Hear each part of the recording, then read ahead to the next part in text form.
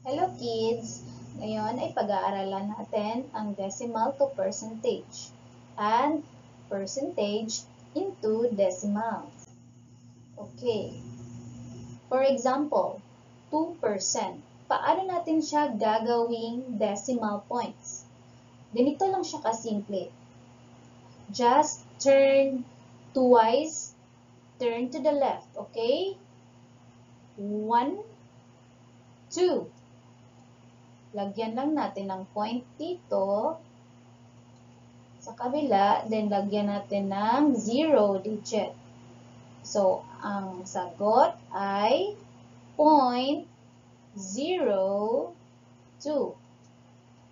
Ayan. Ito na ang decimal points ng 2%. Okay, next. Another example. 50%. Pag ang 50% ay gawin nating decimal points, turn to the left twice. Okay? 1, 2. Lagyan natin ng point, so ang ating sagot is 0.50. Ito na ang kanyang decimal points ng 50%. Naging 0.50.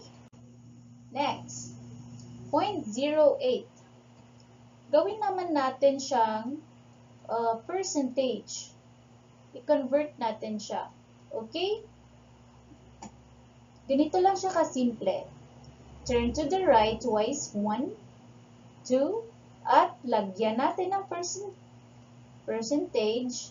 So, ang ating sagot ay 8%. That's it. Next, 0.75. Gagawin natin siyang percent.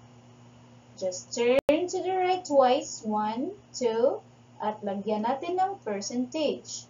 So, magiging 75%. That's it.